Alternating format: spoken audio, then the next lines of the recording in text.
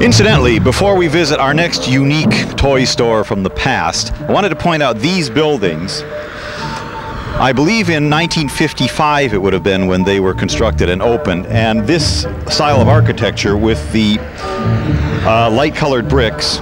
I actually think this corner one was the color of the other ones initially, all light-colored, the rounded corners, and the glass block windows. I think this was kind of like the cutting-edge, mid-50s modern style of architecture. These were actually doctor's offices. And as I recall, it was here that my brother and myself and my younger sister, who was only about 1 year old at the time, we were taken here on a hot summer afternoon in 1955 because Jonas Salk's polio vaccine had just been released for public use. And to those, you know, I was just vaguely aware of what a terror the disease polio was. And I somehow have always felt that this was kind of an underappreciated event, that Jonas Salk actually conquered polio. And it was here, right in these doctors' offices that are now taverns, that we came here on that hot day in 1955 to be inoculated against that dreaded disease. Now, a half a block east, we find a very interesting old building.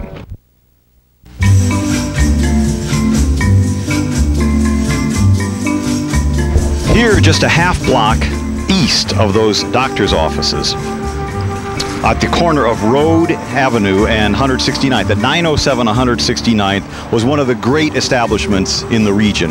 This was the store known as Playtime, and these guys had everything. As you can see, it was a big building, lots of shelves crisscrossing the store this way and some this way. There were games, there were hobbies. They sold a lot of bikes in the middle of the store, all lined up. There were also a lot of sporting equipment. You could buy baseball gloves, footballs, basketballs, ice skates, whatever. But in this corner, the northwest corner of the building, was the counter. And behind the counter, on the pegboard walls, there were shelves with models.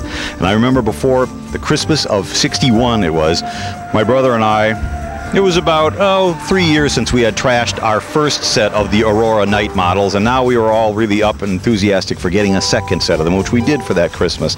I remember coming in here and seeing them on the walls there saying, great, excellent, they're still available. And we got them for that Christmas '61. It was so exciting. I remember coming in here one night shortly before Christmas, on a Friday evening before dinner with my mother and my brother, to buy my dad a Christmas present, a model of, it was Revell or Aurora, one of the World War II fighter planes, B-17, B-25, whatever, and purchasing it here. And I remember they had built up models of the planes, painted and whatnot, and assembled, hanging by wires right over the counter. It was a fascinating place. Playtime, it was here for many, many years, and it was owned, as I recall, by two brothers. They were probably twins. These two short guys, balding, they both smoked cigars. My dad was always in here talking with them.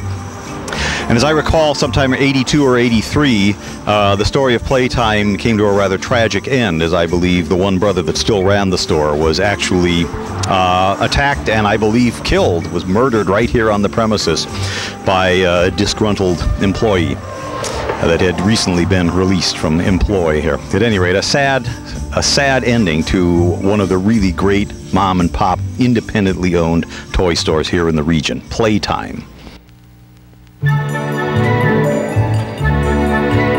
This is 7150 Columbia Avenue, and the store used to be called Maka's, M-A-K-A apostrophe S. I assume that was the name of the owner.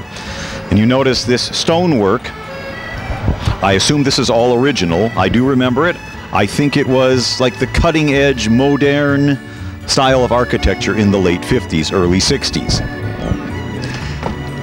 I remember coming here often in 1960 when the store had just opened, a lot of models, and in fact we bought a number of the Bachmann bird models here in the spring of 1960, and also there was a series of dog models, really fabulous, that were put out by a company called ITC, which was the model division of Ideal Toy Company, ITC.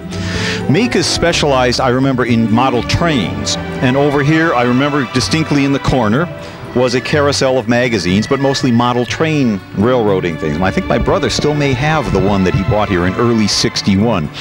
I remember coming here, the counter was back in this direction, in the back of the store, and Mr. Maka was often back there. We had a train transformer from our American Flyer set. The transformer went on the fritz, and we brought it here to be repaired. On one of the trips when we were here, I remember it was January of 1961. I'm standing here with my father late one night before they closed, and on their shelves there was a model, a dog, a beagle, a little beagle puppy. I think it was put out by the Revell Model Company.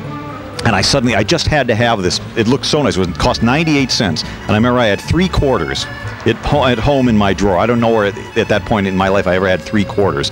But I remember pleading with my father, I want that model. Could you please buy it? So we came back here. He gave me the extra quarter. I bought the thing for 98 cents. Now, this was an odd model because you had to assemble it, and instead of painting it, you were supposed to put glue on it.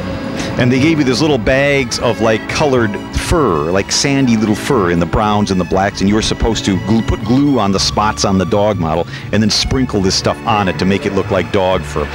And I remember I rushed the thing when I got it home, and I built it, I slapped it together, and I totally screwed it up.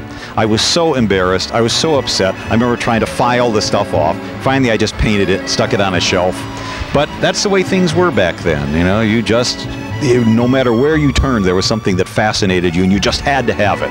That's the way it was back then, in the good old late 50s and early 60s. And this was Maka's, one of our really prime little treasure shops that we enjoyed coming to.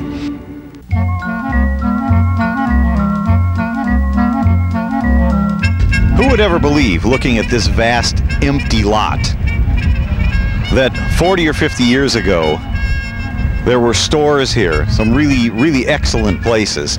This is a lot that is on Columbia Avenue, just north of the current Menards store. The store, it was a huge department store called Gentry's, I recall. I was only in it a couple times. And it was a big, dark place with, I think, dull green walls. It reminded me of like a Salvation Army store.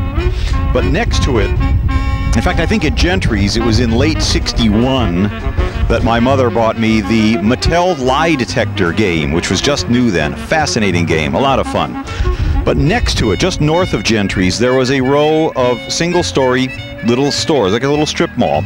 And in the middle of it, there was a store called DILDINE'S, which I recall specialized in trains.